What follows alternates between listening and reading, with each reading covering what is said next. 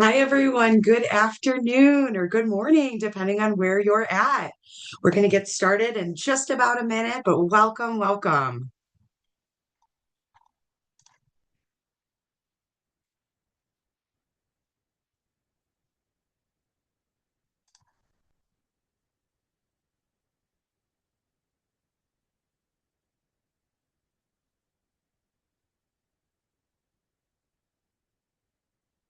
Welcome, everyone. I see people coming in. Good morning, good afternoon, depending on where you are.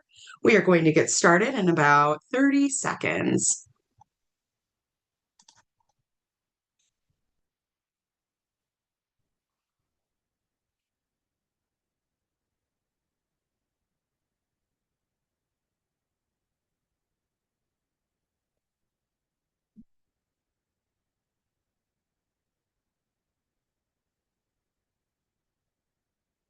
All right, everyone. Welcome, welcome. Thank you so much for joining me today. I'm so excited to talk about one of my favorite topics ever, planned giving, and even more so how to kick off your plan giving at your organization. So thank you again for joining me. Happy President's Day. And for all of you tuning in, we'll do some quick housekeeping just before we get rolling as well. And for those of you who are just joining us, we just got started and we are going to kick off. So, welcome everyone to the first ever webinar series kicked off by the RD Pro Coach. I'm so excited to be with you all today.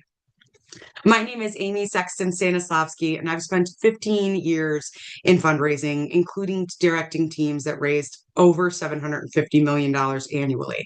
I've personally secured major and planned gifts, including a $27 million blended commitment. And here's what I know for sure. You do not need specialized experience or expertise to launch a successful plan giving program.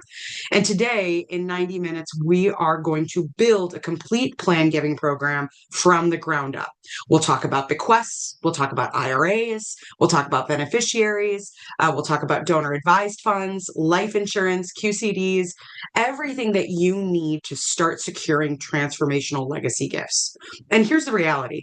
The average bequest is between 40 and 70,000. And these just aren't nice to have gifts. They're future gifts that will fund your legacy and fund your future mission. So let's unlock your legacy pipeline. Just a very quick note about me. Again, my name is Amy Sexton Stanislavski. I think many of you probably already know me from one fashion or another, but I have just recently embarked on a new resource library called the RD Pro Coach. It's a membership platform I created to help nonprofit development professionals raise more money and stress so much less. So we provide practical tools, coaching, and resources. No corporate jargon, no influencer nonsense. You're not going to find that with me. Just actionable, research backed advice that actually works. So, again, we're going to dig right in. And for those of you that aren't familiar with Slido, if you could use your cell phones, just take out your camera and take a picture or open up your camera to the QR code and answer the poll question. And that will stay open for all of our poll questions as well as our Q&A. So while our friends are entering in their poll answers, just a quick housekeeping note, the chat is active. You'll also have access to the Q&A during our entire webinar. You also have access to the Q&A via Slido. So a few different ways to ask questions. Please feel free. This webinar is meant to be as interactive as possible, as webinars can be, but please get those questions in the chat. Make sure you get those questions on Slido, and I will do my very best to answer them in the time that we have together. If for any reason I cannot get to your question, I will personally email you a response before the end of the day. And then just for everyone, just general housekeeping and notes. I have a little pack of goodies coming to you after this webinar, just as a thank you for you all for joining me today and jumping into this new venture with me. And the webinar will also be transcribed and recorded for all of you that could not make it today. Awesome. We are going to get rolling. So it looks like we have a really nice mix of experience levels here, which is perfect. So whether you're starting from scratch or you're strengthening what you have, today's concepts will give you practical next steps on how to move forward. So I want to talk about the trillion-dollar elephant in the room, if you will, the new opportunity that we have. Many of you are very familiar with the statistics, so let's talk numbers. In 2024, bequest giving hit 45 billion, and that's nearly 10% of all charitable giving in America. And this number steadily has climbed each year. So what's the average bequest number? $48,000 to $70,000. So there's a big opportunity here. Baby boomers are transferring an estimated $68 trillion over the next 20 years. And this number comes from a variety of sources, but one of my favorite sources is the Cerulli Associates research on intergenerational wealth transfer. We are right in the middle of peak transfer years. It's really important to highlight that February is a very important time as well in plan giving. So here's the stunning part. With all of that research from Blackbaud Institute, Campbell Rinker, Cerulli Associates, all of that research consistently shows that approximately 90% of nonprofits never ask for planned gifts. And you are literally leaving millions on the table. And here's why February matters. This is peak estate planning season. So right now, today, donors and their advisors are having estate planning conversations. And if you're not in those conversations, someone else is. And a really nice, helpful hint, if you don't necessarily need a huge development team to start with plan giving. Organizations with one development staff member can successfully run plan giving programs. And we're going to show some examples of how to do that today. So fear not, you do not need this massive team in order to bring in plan gifts. You just need to get started. So let's talk about the 3 levels of plan giving. And here's the most important thing I'll say today. Focus on simple gifts for your first 3 years at a minimum. Very simple gifts will take you the distance. These simple gifts include will bequests, IRA beneficiaries, life insurance beneficiaries, bank TOD accounts, and donor advised funds. These represent 90% of all planned gifts, and they require zero legal expertise on your part. So start here. There's no attorney needed to get started. Now, as you move forward, say post 3 years of experience in the plan giving space, you can start to accept more intermediate gifts like gift annuities or qualified charitable distributions, which need a little bit more infrastructure and setup. But we'll talk about these later in the webinar as well. My point is you don't need to rush into them. You have time. And again, 90% of these gifts are non-complex assets. So more complex gifts typically come in when you're in year 3 up until year 5. Right now, you don't need to think about this. You just need to master the simple gifts and have a running program. I cannot emphasize this enough. Most organizations should exclusively rely on simple gifts for their first 3 years. So do not overcomplicate this. Simple gifts are where the money is, and they're infinitely easier to administer. Think about this. If someone offers you a charitable remainder trust or a retained life insurance in your first year, politely connect them with a community foundation that can handle the complexity. I know in Northwest Indiana, we have incredible community foundation partners, and they are always willing to help organizations just like yours. So don't accept gifts that you can't properly steward. Reach out to partners. That's why they exist. So who might be a planned giving prospect, or who might your best prospect be? Look for donors who are typically 65 and older, loyal donors with 3 to 5 years of giving history at any amount. So $1 to $1 million plus. Sometimes childless couples or empty nesters, people who are personally connected to your mission, event attendees, and even volunteers. But here is the most important thing, and what I really want to drive home with this group today. Do not assume based on wealth. Hear me in the back. Do not assume based on wealth. There are two major studies I wanted to call to your attention if you weren't already aware. Dr. Russell James at Texas Tech University conducted a landmark study published in the Journal of Gift Planning that analyzed 268 organizations over a decade. His research shows that 50%, more half of charitable bequests come from people who gave less than $1,000 per year during their lifetime. And Stelter proved the similar results during their 2025 Donor Insight Report study.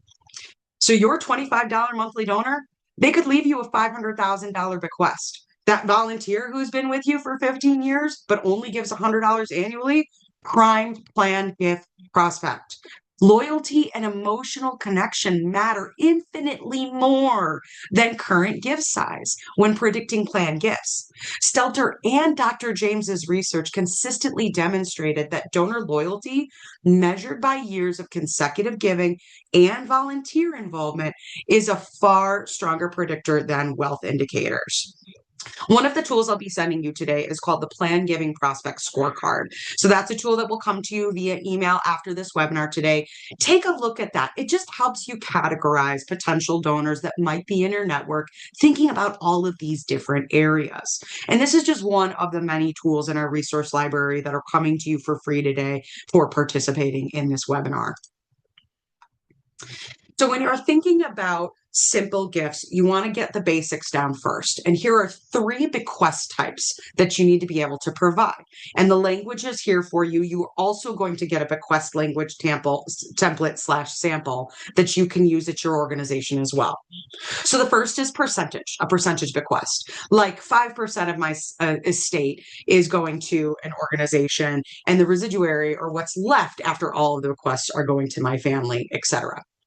Provide all 3 of these options on your website and in your printed materials. And this is critical.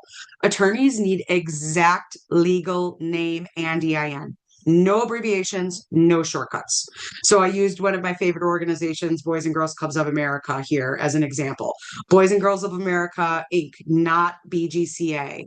St. Mary's Hospital Foundation, not St. Mary's, not SMHF. Ensure your entire legal name is available and get it exactly right, or the bequest gifts get tied up in probate court trying to figure out who you actually are.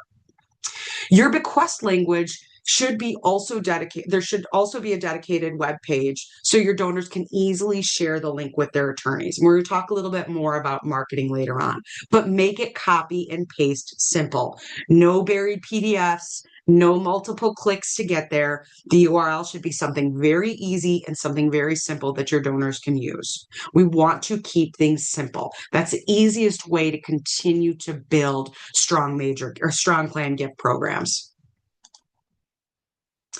So here's the next really interesting piece, an IRA beneficiary designation. This is one of the easiest planned gifts you can promote, and here's why this is such a winner. IRAs are really heavily taxed, especially when they transfer to heirs, up to 37% federal plus state taxes. And that's, again, on the really high range of federal marginal income tax rates, but still it represents a very broad category for donors. The 37% represents the highest federal marginal rate, and actual rates will technically vary by the donor's income and state, but the principle still holds. Individual heirs pay ordinary income tax on inherited IRAs, but charities, they're tax exempt under the IRS code section 501c3. So they pay 0 tax, which means the full 100% comes to your mission. So here's the math. Inheriting a $100,000 IRA, your donor's children might get $63,000 to $70,000 after taxes, totally dependent on their bracket and their state. The nonprofit gets the full $100,000 in the IRA. It takes literally 5 minutes to change a beneficiary form. There is no attorney needed. There's no special circumstances needed. And donors can change their minds at any time. So psychologically, it's easier for them to commit because it's not permanent. However, it becomes even more important for you to cultivate and steward properly. So what is the process? What does this look like? The process is the donor can call Fidelity, Vanguard, Schwab, whoever holds the IRA, request a beneficiary form, add the charity as a percentage or dollar beneficiary, hit submit.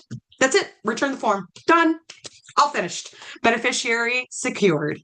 The average IRA bequest right now is 75 to 150,000. So this should be your number one promoted planned gift vehicle. Donors typically have multiple retirement accounts, and some donors even have forgotten retirement accounts from previous employers. So remind donors to check all of their old 401ks and IRAs. There might be because there might be money sitting there that they don't realize that they have. Definitely check out our IRA beneficiary talking points that you're going to get, our IRA beneficiary guide. Again, as a thank you for attending today.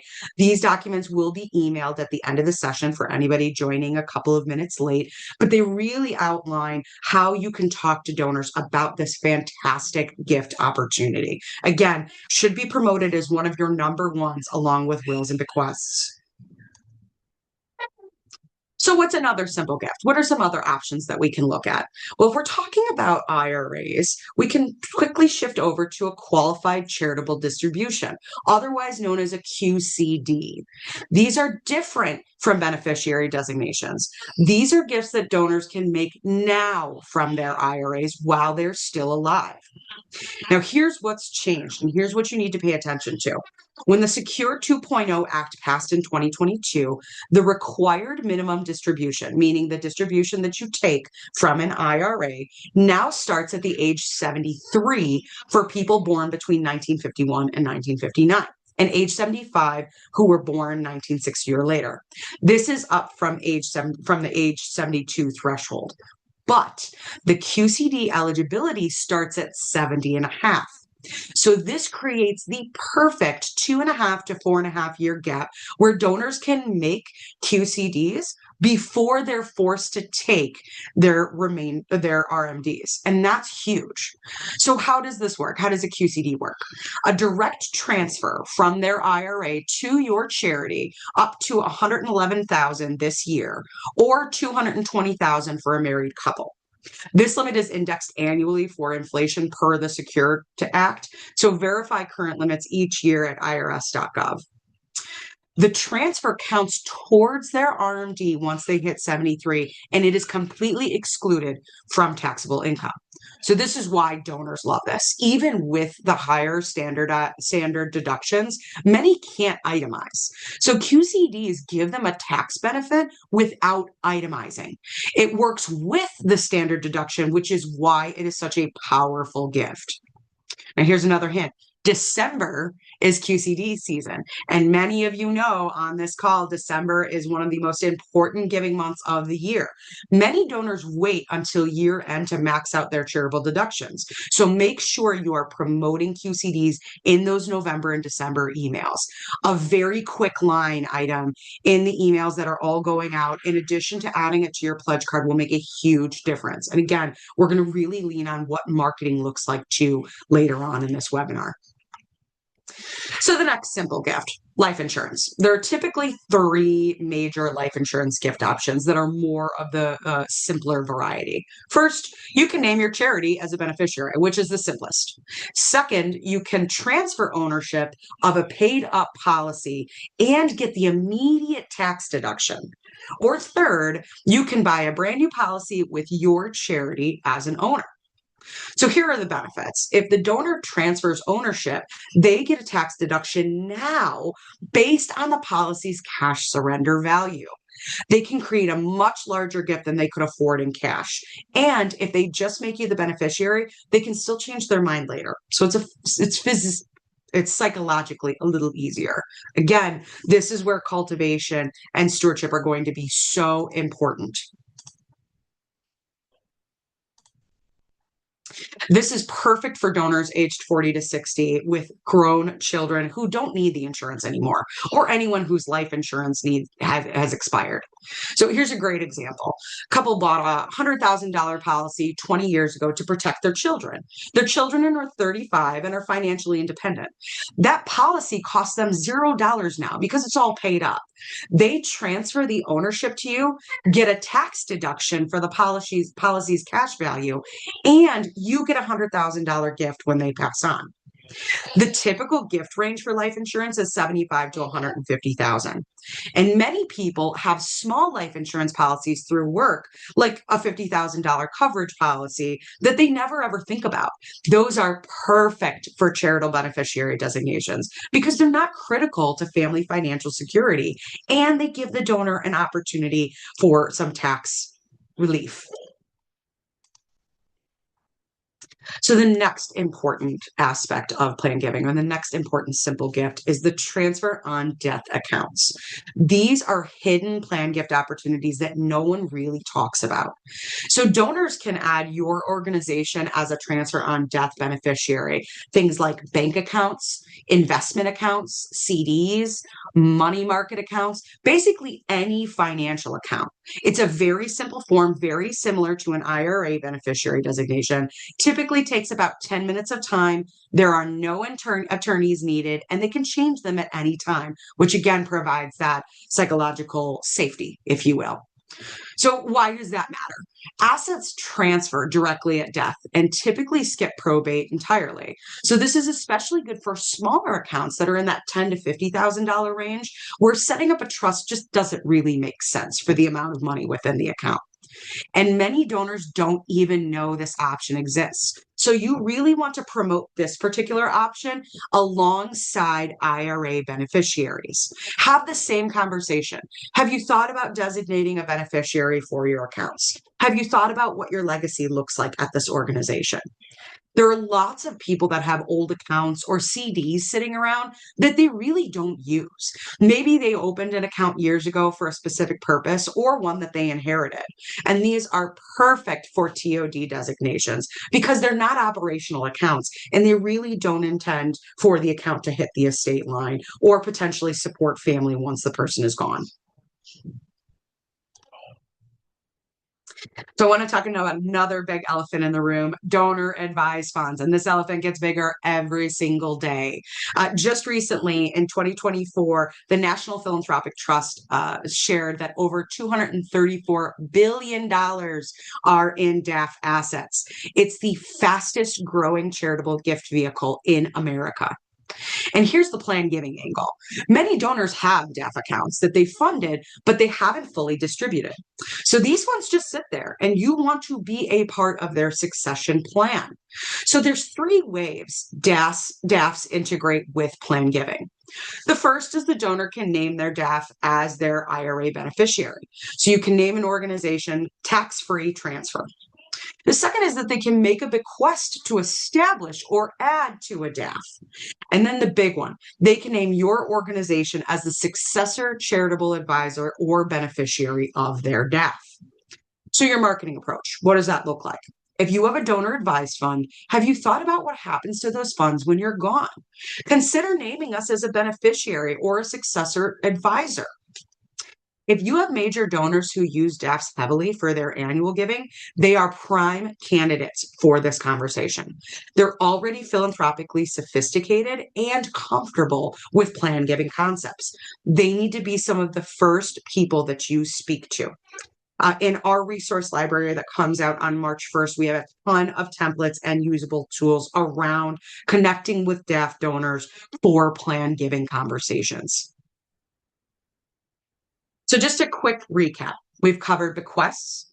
We talked about IRA beneficiaries. We've talked about life insurance designations. We've talked about transfer on death bank accounts and donor advised funds. So I'd love to just know in the chat, which two of these plan gifts do you think you'll prioritize in your first year? So when you're thinking about your plan gift program, what do you think you'll use in your first year? Do you think you'll focus on bequests? Do you think you'll focus on IRA beneficiaries, maybe a combo?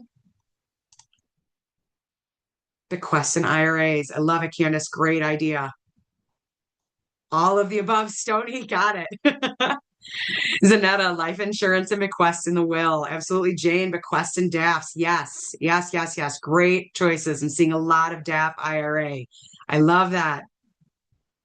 Amazing. That's exactly right. Those two should be at your foundation. Bequests, IRA beneficiaries. Pamela, a mix. Perfect. You can always add others later. You can start focusing on a couple of simple gifts to market to your donors and add more later. But these are great choices to start with. The biggest takeaway, start. Get started. Get started. Don't wait. So I want to think about, have you ever personally asked a donor to consider a legacy gift? Have you ever personally asked a donor to consider a legacy gift? And again, if you haven't opened your, oh, no, but I plan to, love it. Yes, but rarely. Okay. No, and I'm not sure how. That's okay. We're going to talk about that next. No in the works.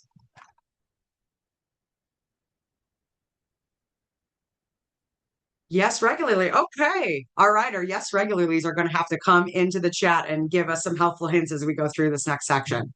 So, yes, but rarely. Great. Love to see that some of you have already gotten started. 46% so far. I love it. Absolutely love it. That's great news and exactly what we want to hear. The biggest takeaway, again, today, you're going to hear me say this 50 more times. Get started. Get started. Don't wait. Every day you wait, you leave millions on the table. So I love to hear that at least you're out asking, even if it's rare. That's okay. So, how do we start the conversation? Here's the whole conversation. Have you considered including us in your legacy plans? That's it. That's the ask. It's just a conversation starter. If they say yes, great. That's wonderful. May I send you some information about how to structure that? Or would you like to discuss how to structure that to meet your tax needs? If they say no, that's fine too. No problem. Here's a brochure in case you'd like to learn more in the future. There is no pressure in this conversation. It's different than a major gift or an annual gift conversation where there's a direct need that needs to be supported immediately. We are future planning and we're planting seeds today. So we're thinking all about the future when we have these conversations. What might be the best venue for an ask? One-on-one. One-on-one meetings are truly the best venue. These conversations are meaningful and they're important. And I want you to treat your donors and to treat these conversations that way. Keep it in mind. These donors who elevate you to a legacy gift consider you family. Who do we leave in our wills and our estate plans? Who do we leave as our beneficiary designations? Our families, most usually. So they're treating you like family. You need to be willing to treat them the same way. Meet with them one-on-one and have those conversations. Make it an organizational policy that everyone 60 and up on your donor list eventually gets this conversation. If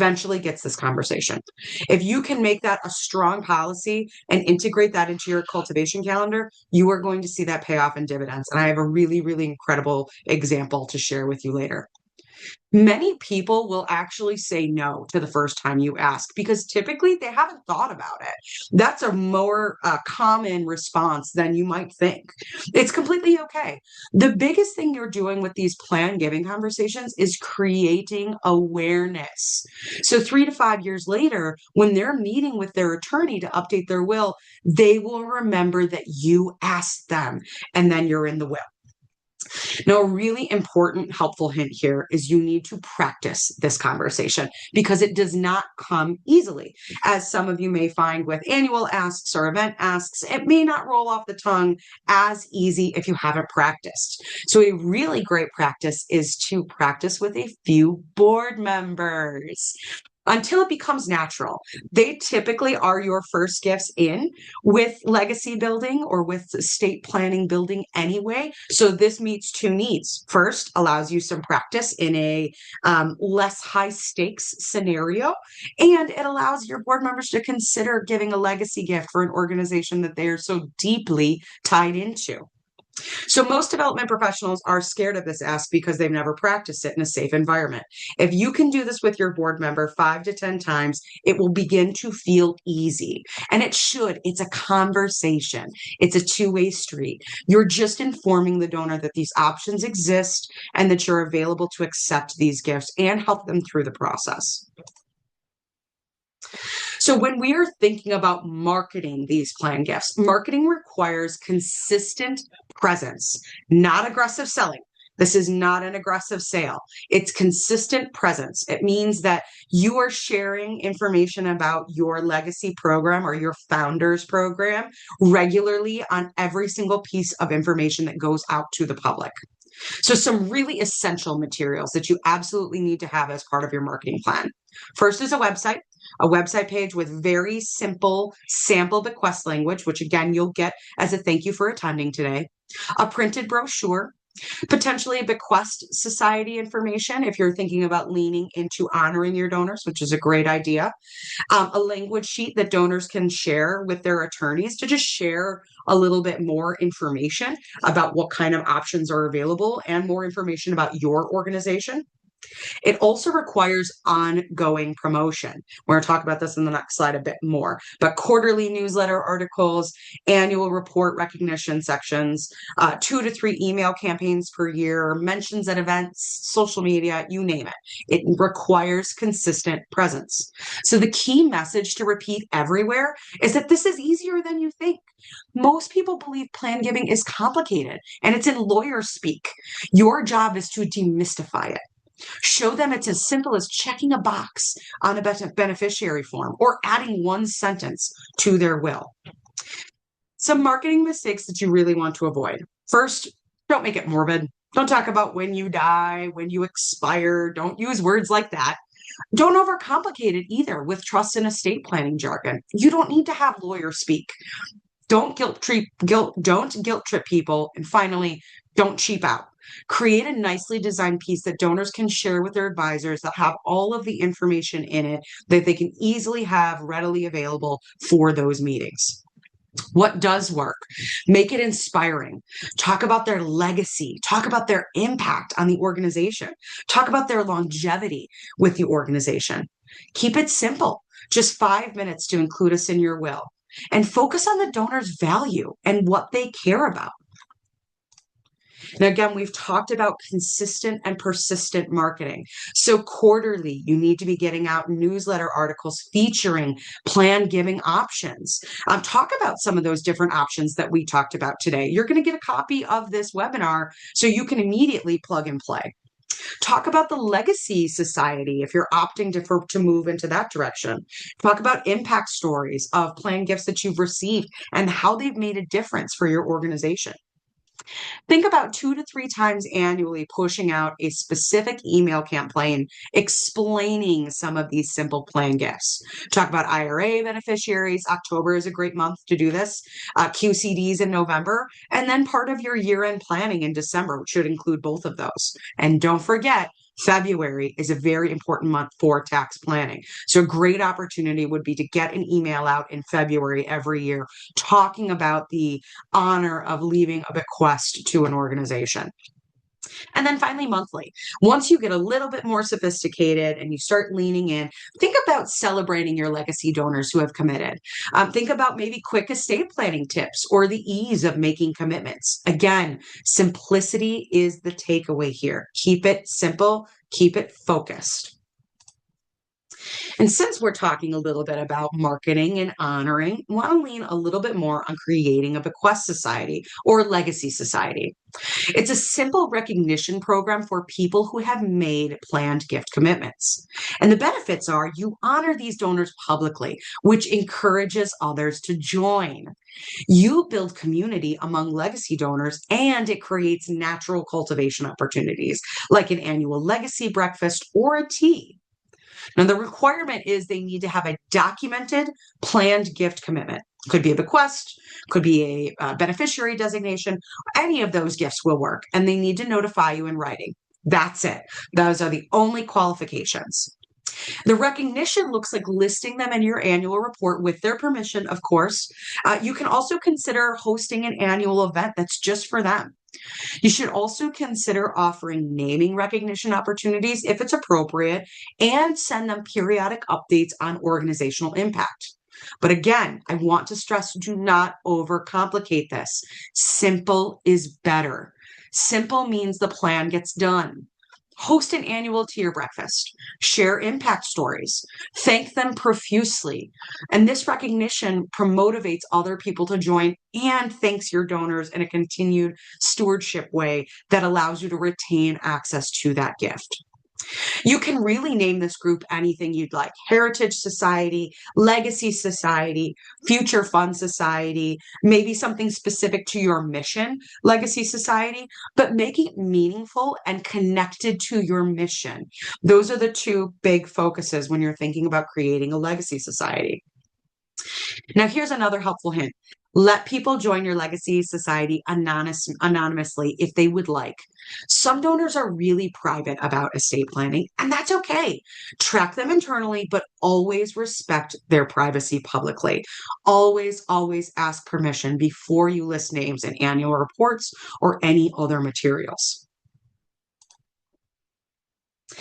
So now that we've talked a little bit about plan giving vehicles, we've talked about marketing, we've talked about the Legacy Society, the next big important piece of plan giving is having the correct policies in play.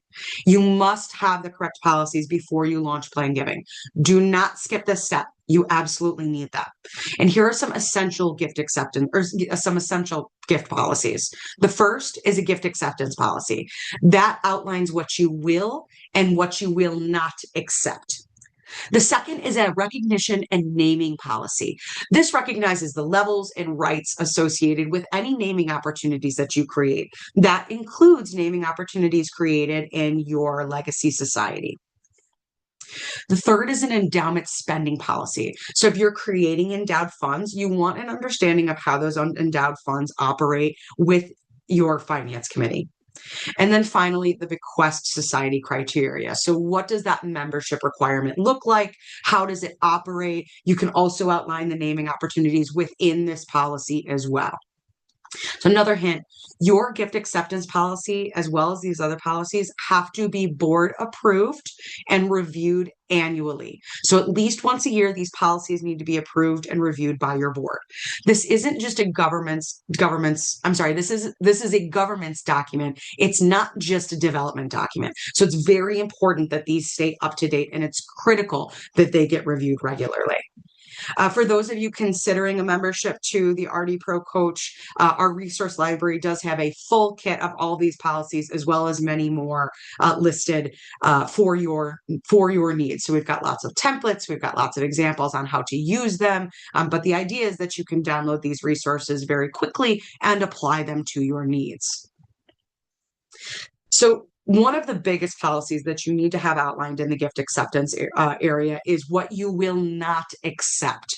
So you don't want someone leaving you contaminated property, unmarketable real estate, or business interests that you can't manage. And having a policy that lets you politely decline inappropriate gifts for your organization is probably the most important policy there is.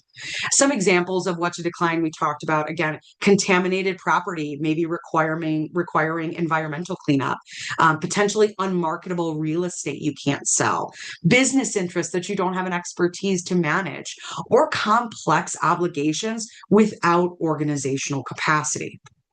So here's what you need. Documentation from your donors. You need a letter of intent, a bequest notification form, a copy of their will provision if they're willing to share. It's not necessarily required, but many people won't share it, and that's okay. If possible, it's great to have. And then a beneficiary change confirmation if it applies. So here's the most important piece. Complex gifts like remainder trusts, life estates, business interests, or real property require your lawyer to review them before you accept them. So there's a nice stopgap in place in the case that you don't have these policies readily available today. Don't accept things you cannot properly manage because that creates unexpected liabilities.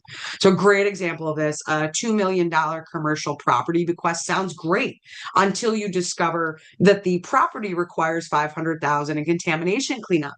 So it's okay to politely decline inappropriate gifts. And having this policy prepared allows you to do so in a non-confrontational way. So it allows you to rely on your board to have conversations. It allows you to rely on the experts to have the right conversations for your organization and keep you safe. So speaking of working with attorneys and working with professionals, 70% of estate plans are influenced by professional advisors. So keep that in mind. That's according to surveys from the National Committee on Plan Giving and U.S. Trust. You must cultivate advisors. And that's a key part of your plan in the first few years. So what are some key partners? Who do they look like? Could be estate planning attorneys, could be financial planners, might be CPAs, bank trust officers, insurance agents, and wealth advisors. So think about all of these different partners in your sphere and start to cultivate a team of them so that you can rely on them. One attorney relationship typically yields multiple planned gifts. So what does the cultivation strategy look like? First, consider hosting an advisor breakfast or lunch, maybe once or twice a year. Here's where you'll provide them with plan giving updates, resources they can share with clients, offer to present at their client appreciation events or educational seminars, and thank them profusely when they refer donors to you. Offer continuing education credit if it's applicable. And here's why this works. Advisors want resources to help their clients. They're not experts in charitable giving. You are. So position yourself as helping them better serve their clients. That will yield such big results. And again, I have a fantastic example to walk through with you all. One great advisor relationship can generate multiple plan giving gifts. A single estate planning attorney who thinks of you when a client asks about charitable bequests, that's gold. In our case study later, you're going to see that one attorney from an initial breakfast generated 6 legacy commitments over a year. That's the power of advisor cultivation. So don't just focus on high-end wealth advisors. Small town attorneys and accountants often have clients with surprising wealth and strong charitable interests. Build relationships broadly, not just with fancy downtown firms. So think about broadly your network and what that looks like. Reach out to your board. Zanetta Millie just asked, should we reach out for general meetings before these 4 specific asks? Zanetta, can you give me just a little bit more information on that request? I'd love to answer that. So thinking about the plan giving success formula while Zanetta's answering that question. Remember the formula: success, ask, market, recognize, steward. This will lead to transformational gifts at your organization. This simple formula will make a huge difference at your organization. So keep this formula in mind. And a huge part of this formula is stewardship. So after someone makes a plan giving commitment, within 48 hours, send an immediate thank you letter from the executive director or board chair. That's step 1, right out of the gate, 48 hours. Within 2 weeks, add them to your legacy society and send them welcome materials. Also note if they'd like to remain anonymous. Quarterly, send them impact updates showing how gifts like theirs are making a difference. And then annually, invite them to a special Legacy Society recognition event or recognize them at another event that you're having where you don't necessarily need to recreate the wheel. And then, of course, ongoing, and this is so crucial, continue asking them for annual gifts. Do not stop. Don't ghost them after they commit. That's the biggest mistake I see organizations make. They get a bequest commitment and then nothing. They just ghost. They forget about the donor because, hey, we already got the planned gift. So why would we continue bothering them? Wrong. Planned giving donors continue giving annually for 10 plus years on average after making their planned gift commitment. They are your most loyal supporters. Treat them like VIPs. Remember, I referenced being elevated to the level of a family member? Treat them like they are a family member. And here's a bonus. Many donors update their commitments over time to larger amounts if they're well cultivated. That $50,000 bequest commitment, it could become $100,000, could become $250,000 if you steward them well. So stay in touch and continue asking for those annual gifts. They believe in you. They want to give to you. Do not stop asking. Another great hint, send Legacy Society members a special year-end impact report that's different from your regular annual report. This makes them feel like insiders who get exclusive updates on organizational strategy and future vision. Keep them involved. Again, legacy donors are elevated to the family level. Treat them like family. Treat them like VIP. So when you're planning your stewardship, treat them like VIP. They are your largest donors. So what should you track?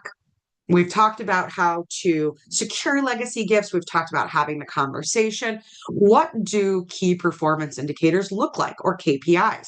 What kind of things are you looking for? First, the number of Legacy Society members. That number should jump every year with work. Documented commitments, expected values of those commitments when they're shared, of course. New commitments per year.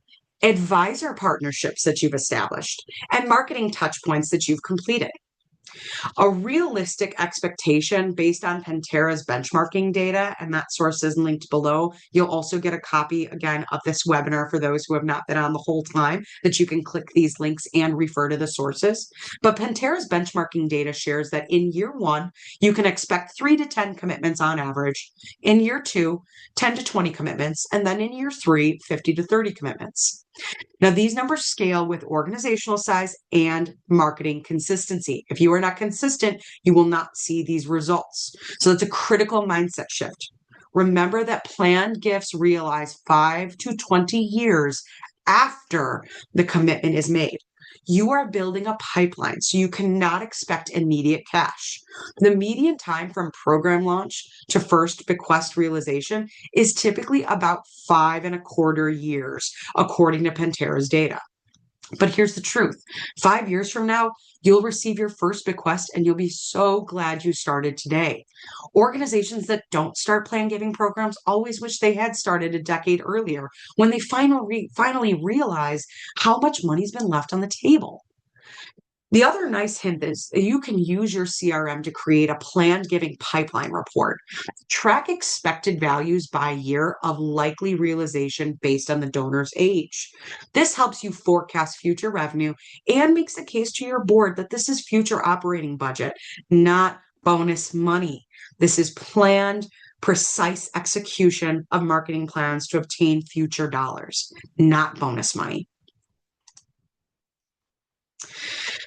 So let me save you from some mistakes that I see constantly. The first is only asking wealthy donors for bequests. 50% of bequests come from people giving under $1,000 annually. So stop screening people out based on gift size. Have conversations with everyone 60 and older. Lay the seeds early. Plant the seeds early. Avoid complicated messaging. Nobody understands testamentary intentions or remainder interests. Use plain English. Say, include us in your will instead of testamentary bequest designations. Think about us in your estate plans. A lot of organizations have a really tough time with this, but no follow-up after the commitment. They still need cultivation and stewardship. Do not ghost your donors after they make a commitment. Accept everything offered. You need policies on what not to accept. Again, the contaminated property and unmarketable real estate will haunt you forever. So make sure those policies are airtight. Not involving your board. Your board should be 100% legacy committed. They set the tone for the rest of the organization. So how can you ask others if your board hasn't done it already? They should be your first asks out of the gate. And part of your challenge after leaving this webinar is to have some conversations with your board members to not only practice, but to start securing those gifts early. And then finally, stopping annual fund asks. Donors who give plan gifts are notorious for giving larger annual gifts. Dr. Russell James studies this and shows data every single year about the increase in annual gifts when a planned gift is made. They still give annually. Don't leave that money on the table. Research shows that planned gift donors often increase annual giving after making a legacy commitment. So stick with it. Ask them to attend your events. Ask for the annual gift. Don't forget about these people. Only promoting in December. Year-round promotion is essential. We've talked about this. Marketing is very, very important. Estate planning happens year-round and most consistently in February. So plant those seeds constantly. Again, the no written policies. That creates chaos. When complex gifts arrive or when there are donor disputes, get policies board approved before you need them. And then finally, treating plan giving like it's bonus money. It's not bonus money.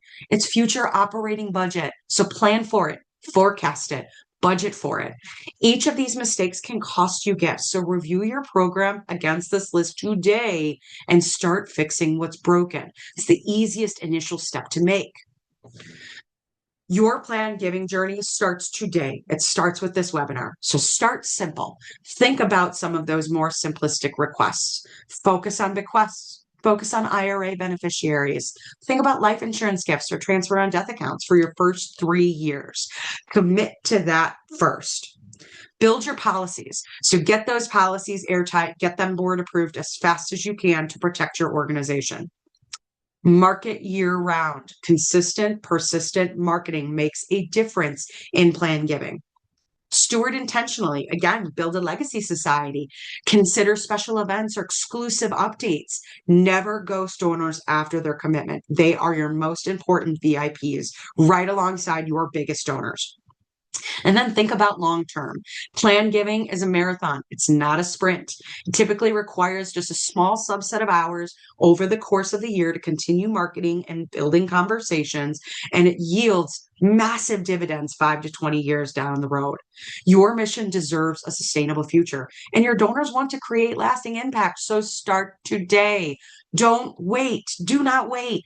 Use the tools in this webinar. Use the tools available online. There's so many great resources available to you. Please do not delay. So I want to talk about a real example that I hope will inspire you as much as it did me. I worked with a regional animal shelter with approximately $1.2 million annual budget to launch their plan giving program from scratch. So a few year one actions and what we really focused on. The goal was 40 staff hours, 40 to 50 staff hours for the entire year. And we wanted to create a legacy society with a really cute name. And theirs was Pause for the Future Society. They launched a website page with a simple bequest language piece. They wrote 3 newsletter articles throughout the year, and they sent 2 email campaigns, and they hosted 1 advisor breakfast. So this was the entire course of the year. Approximately 40 staff hours were attributed to this particular effort. 40 hours over the course of a year. Here were the year 1 results. 12 legacy commitments with an expected value of $1.8 million. Again, total staff time investment, 40 hours over 355 days, 54 days, whatever, 54 and a half days of the year. They got 3 professional advisors who now actively refer clients to them. 365 days. I don't know why 355. Can we tell it's a Monday and a holiday at that? So again, 40 hours over the course of the year, 3 referring advisors, and 1.8 million in expected value over 1 year. These are big numbers, people, big, big numbers. And you want to be able to be in the same position. But I've got another update for you. So year 3, they received their first bequest of $235,000 from a donor who gave $100 annually for 18 years. Let me repeat that. 18 years, $100. That's an $1,800 lifetime giving. 1 bequest, was $235,000. That's 130 times their lifetime giving. Now the organization has 31 total commitments worth an expected 4.2 million. And that's not even the commitments that they were unaware of or that they don't have record of. These are just the donors who have said, we would like to leave you in our will, and this is how much we're willing to do. The strategy works. They followed the basic strategy. They asked everyone. They made it easy. They cultivated advisors and they were consistent. There were no fancy tactics. They didn't need to know how to develop complex asset materials. They were just consistent in their execution. They showed up for 40 hours over the course of that year. They showed up and they were able to walk away with 4.2 million in expected attributees over the next 5 to 20 years. And they haven't stopped there. They are still going. This is just the year 3 data. I thought it was really important to highlight a really great quote from their development director. They said, I was terrified to ask for $100 donors about bequests, but it turns out they were waiting for us. This changed our organization's future entirely. The development director is still there and still working the same 40 hours. I believe she's up now closer to 60 hours over the course of the year, but she designates a very small amount of her time to plan giving, and it yields the largest results for her organization. Now, the biggest win that the shelter reports is the advisor breakfast. One attorney alone referred 6 clients who have made legacy commitments and have kept them. That's why I keep saying cultivate your advisors. Now, this case represents an actual client result. Imagine what you can do at your organization when you're thinking about your own metrics and the own impact you can make in your backyard. So what are we doing? Why are we here? 90 days. I want you all to commit over the next 90 days to launch your plan giving plan. This is completely doable. It's very doable. So step 1, in the first month, build your foundation. Draft your gift acceptance policy. Create your legacy society name and make it meaningful and connected to your mission. Draft your website content, including sample bequest language. Again, you're going to get all of these samples from me as a gift for attending today. Use them, please. And then create and order printed brochures for your donors. In the second month, move to approve and launch your plan giving effort. First, get your board approval on all of your policies.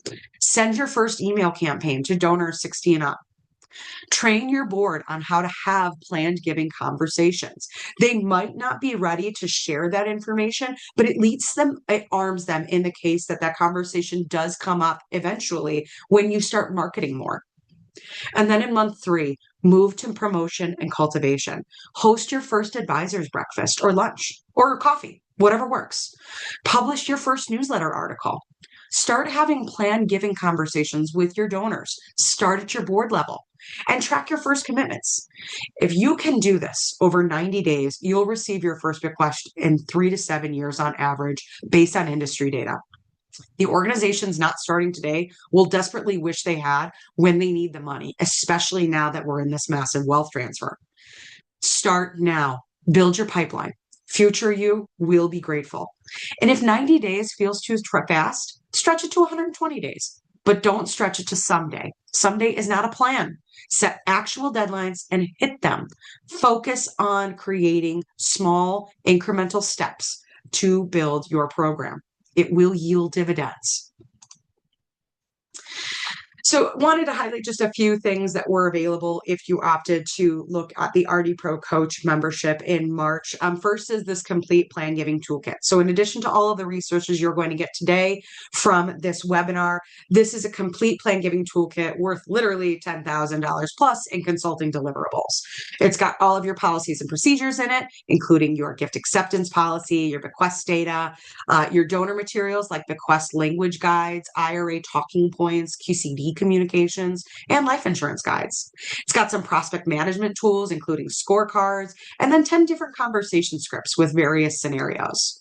There's a complete marketing kit of 12 months of pre-written content, website templates, brochure templates, email campaigns, etc., and then cultivation tools. So everything you need to launch your program is included in your membership. Download it immediately if you opt to join us at the RD Pro Coach Resource Library. You don't have to create any of this from scratch. I've already done it for you. All you need to do is customize it for your organization and deploy it. I did want to highlight just some of our membership tiers. If you wanted to go on the website and check into them, we do have our wait list. It is live right now. Again, we launch March 1st. So for any of you interested, please do join our wait list. So let's lean into key takeaways. Remember, average bequest 48 to 70,000 based on industry data. Focus on simple gifts for the first 3 years. Do not judge prospects by wealth. Loyalty and connection matter far more. Ask everyone 60 and up eventually as organizational policy. Consistent marketing always beats aggressive campaigns. So year-round presence will always beat focused, consistent messaging. Cultivate professional advisors relentlessly. They influence 70% of estate plans. Get 100% board participation. They must lead by example. You can launch this in 90 days with the toolkit provided. Just start now. If you start now, expect your first bequest in 3 to 7 years. The median is 5 years. So if you start today, your future self will thank you profusely that you have stability at your organization built in based on the work you did yesterday. Remember, these are future gifts funding your mission. Every single nonprofit should have a plan giving program, regardless of size. If you're not asking, you are leaving literal millions on the table. Look at the example we just looked at with that animal shelter. Millions left on the table. So get started today. And I hope this webinar is helpful in providing some of those resources for you. So it's Q&A time. Post your questions in the chat and I'll answer as many as we can in the next 15 minutes. You can use Slido, you can use our chat. I'm able to see all of those different pieces here. So I'm going to start going through these questions. Zanetta, okay, I have someone who I met who fits one of these advisors. I was wanting to set up coffee and chat soon to introduce myself and the org. Absolutely. Do not wait, Zanetta. Reach out and connect with them immediately. Share that you're starting to get into plan giving and your organization is starting that process. Build a relationship. As we know, relationship building takes time. So do not wait today. Do not wait. Michaela, do you have sample marketing emails that have been sent out in February? Yes, Michaela. So the RD Pro Coach does have sample marketing emails as part of the 12-month program. You're also going to get some sample language as part of the marketing. If you're looking for more, definitely check out RD Pro Coach Library in March. Can you show sample mailers? Yes, we can show sample mailers again on the resource library. If you send me an email, I can send you a couple samples that we have that we regularly send out.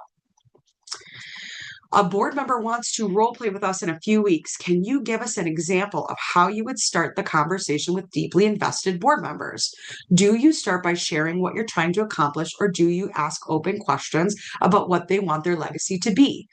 You can do both, Beth. So really read the room with your board member. Each board member is going to require a little bit of a different flair, and really each individual that you talk to is going to require a different flair. A really great opener is, have you thought about what your legacy looks like at this organization? Or have you thought about maybe considering leaving us as a beneficiary to any of your legacy plans? This is a great way to open the conversation broadly to see if the donor is thinking about it or the board member is thinking about it. Can you share how organizations have been successful in hosting a coffee session for advisors? It feels like they wouldn't find that as a valuable use of their time. Yes, Beth, so great question. 2 things to consider. First, build individual relationships first. So reach out to those advisors, build one-on-one relationships so that they understand the value add that you can bring to their work. You may have to find, when building these relationships, you have to understand what their needs are as an advisor. So perhaps they're looking for more information about what your programs are or what kind of gifts you might accept. Maybe they'd like to learn more information about your leadership structure, who's on your board. So have those one-on-one conversations first before you start hosting breakfast, lunch, coffee sessions, etc., where you bring the group together. think about this as recruiting board members. So this is a really, really great example. In recruitment of board members, we typically lay groundwork. We tell them a little bit about the organization, or we tell them a lot about the organization. I shouldn't say a little. We help really bring them into the fold. So keep that in mind when you're bringing them in. Cultivation and stewardship are going to be just as critical with advisors as it is your donors. So start there. Start with one-on-one first, and then move to the broader impact conversations where you're providing updates, you're introducing people. I do have another organization that actually brings advisors together as a networking session, and that has been incredibly effective. I have another organization that utilizes plan giving conversations as a broader teaching moment for their donors. So you might invite an advisor or two to come and present to a group of major donors as a breakfast or a luncheon. Again, that's going to take the amount of hours that we've talked about committing, and that's okay. It's just another opportunity to bring people into the fold. How do you suggest tracking in a CRM? Amy, great question. So it really just depends on your CRM. What I typically recommend is creating either a tag or an additional profile or an additional mark in the profile that talks about a planned giving expectancy. Many CRMs do offer that designation. My recommendation would be to touch base with that CRM first and find out what their recommendations are for planned giving expectancies and how they usually track them. If that doesn't work, Amy, shoot me an email. I have a couple of workarounds you can use. Marianne, do board members need to approve a resolution to start a plan giving program? Amazing question, Marianne. Technically, yes, they should approve a resolution to start a plan giving program. You want to see a true culture of philanthropy shift at your organization, and that starts at the board level. So that's why we always say, hey, start those conversations with board members, start with your internal group, start internally and move externally. Again, the family reference. Board members are already treating your organization as a family member. They're very close to the organization. So we want to be able to have those conversations in perpetuity, if you will. So having the board adopt a resolution to start a plan giving program is a great first step. Terrific first step. Travis, any tips on language or approach for rural regions or areas with high poverty, without assuming wealth, but also knowing the reality of your donor base daily lives and economic experiences? Travis, absolutely. So the great benefit about plan giving are their gifts made later. So they're not necessarily made now. So you could talk to a donor about their legacy and what it looks like after they're gone. These are assets that wouldn't necessarily make a difference because they're no longer here. So thinking about transferring those assets to a worthy organization who's going to carry on this legacy is so critical and important. I actually find that this is a really, really great conversation to have in these rural regions where there might not be a lot of opportunity for major donor recognition. You might not have this giant churn of $25,000 plus gifts. However, the average bequest size is 40 to 70,000. That is a major gift. So there's a way to honor donors while they're still here, even though you might not receive the gift until later. And having that positioning in the conversation could really yield a ton of benefit for donors who really want to lean in to making a legacy, making a difference in their community, making a difference for that organization, but they might not have the wherewithal or the financial means to do it right now. So you can still celebrate them through the society program or the legacy program while also receiving a larger gift later. Amy, shoot me an email. I have a couple of workarounds for you we can look at for your CRM. Zanetta, do you think Razor's Edge would be sufficient for plan giving? Zanetta, I haven't used Razor's Edge in a couple of years, but when I did use it, they did have a plan giving module. I believe it was the Next Cloud version that we were using, although I need to think back into my memory and I can't remember what I had for breakfast. So we're going to lean heavily into that. But my recommendation would be to reach out to your Razor's Edge representative and ask them that question. Best thing to do is to lean on those CRM representatives that are assigned to you when you take on a new CRM portal to help you understand what options are available. And again, you can always email me and ask questions. I do have a couple of different workarounds for people with CRMs that are just not sufficient in plan giving. I'm going to leave just another moment for the chat, but I'm going to move on to Slido. So if you do put your Q&A in Slido, just know that Slido is closed. Please put that in the Q&A at this point. And I really just wanted to take a moment and just say thank you so much for joining me today. For those of you that know me and have been on today, this is the very first launch for the RD Pro Coach and our very first webinar. And I'm just so grateful that you all joined me. It really just means a lot. I know many of you are close friends.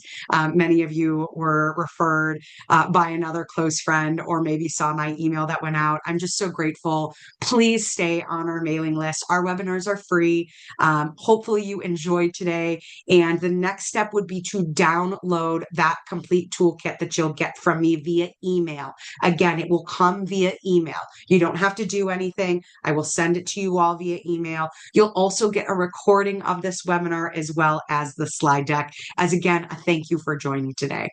So for you all, next steps, download that toolkit, download the presentation, start your 90-day launch today. Start it today. It's Monday. It's a great day to start. So start today. Do not wait. Start having conversations. Even if you don't have the KPIs done, even if you don't have the CRM done, start today. The greatest piece of feedback you can give me is in a month you email saying, I've had 3 conversations with my board members. I will be so thrilled. And maybe I'll even have some more free stuff to give you. Who knows? Maybe you should try it. Email me in a month. Let me know. And then finally, join us for our next webinar on March 11th at 1 p.m. We're going to be talking about the retention crisis and proven strategies to keep your donors giving. And then, of course, if you have any questions, please shoot us an email at info@therdprocoach.com. You can visit our website. The resource library goes live March 1st. Please sign up for our waiting list if you're interested. And then finally, connect with me on LinkedIn. Please feel free to send me an email too. This course actually represents 1.5 credits for CFRE continued learning and those that are going to go out for their CFRE in the next 18 months. So please shoot me an email if you are going to do that. I'd love to connect with you. I'll also be sending that Category 1B education credit to you in the resource email. So thank you all for joining and have a terrific week. Happy Monday.